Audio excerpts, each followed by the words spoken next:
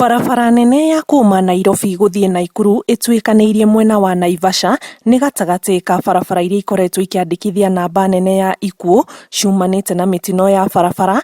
Bodi ya kũramata mabarabara gũkũ bũrũri-inĩ rĩu ĩgĩkinyanĩria kunanĩra njũng'wa na honge itiganĩte ihutanĩtie na barabara nĩguo kuona nĩ makinya marĩkũ marabatara gũtacũkio ma kũnyihanyihia mũigana wa mĩtino. First, we have to ensure that we have safe designs of roads.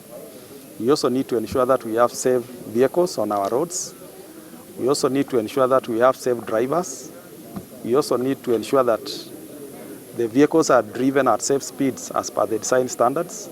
And then we need to ensure that there is post-crash care management. And that's why we are actually here today, because a lot of lives can be saved if we have that post-crash care management that is effective.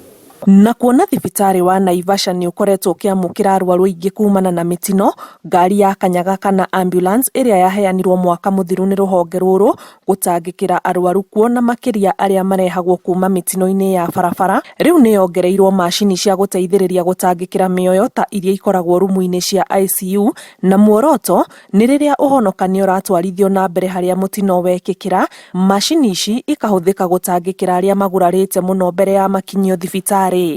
Mũtaratara hĩndĩ ĩrĩa kwagĩa na accident nĩ tuonaga mahinda maingĩ andũ arĩa mathiaga gũteithĩrĩria andũ acio a accident makoragwo matarĩ na ũgĩ na ũmenyi wa kũmatungatĩra, na no twende tũkorwo torĩa mabũrũri marĩa mangĩ mathiĩte na mbere mangĩkorwo matariĩ, tũgakoragwo na timu ĩrahota gũthiĩ kũmatungatĩra accident site nĩgetha arĩa megũstabilizerwo hau magatuĩka atĩ makĩrehwo thibitarĩ already nĩ matangĩkĩirwo maroka rĩu gũthiĩ na mbere na motungata macio mangĩ. Mwaka ũyũ arwaru 1,200 kuma mĩtino-inĩ ya barabara nĩo marigitĩirwo thibitarĩ-inĩ wa Naivasha. Ũrũgamĩrĩri wa thibitarĩ ũyũ ũkĩenda mongererwo itanda na macini cia ICU kuma iria irĩ ho nginyagia 15 nĩguo gũteithĩrĩria kũhonokia mĩoyo makĩria. At the moment, casualty nĩ ĩkoragwo ĩkĩ-perform very well in terms of accident response. Ona mũngĩririkana rĩrĩa twĩrĩga gũkorwo twĩna Pwani basi yarĩ na accident victim makĩria ma 90, no twagĩrĩire tũkĩmatungatĩra na arĩa angĩ twahotire gũtwara tũkĩmatwara Kenyatta na Naikuru. The personnel are there.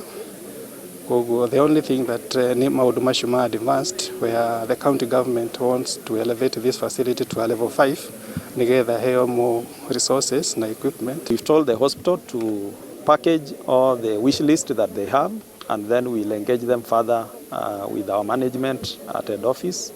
And our Director General, I even spoke to him this morning, is very willing to support especially the ICU facility. So once they bring official requests, it is an area that we want to further engage and support. Ngĩribotera Inooro TV, njĩtagwo Ani Ngigĩ wa Nyamũ.